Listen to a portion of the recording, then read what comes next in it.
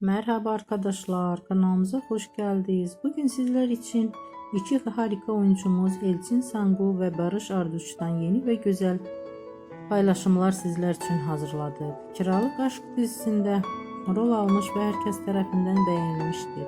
Biz de sizler için onların güzel ve romantik karelerini hazırladık. Bu videoların devamlı gelmesini istiyorsanız kanalımıza abone olup yorum yazmayı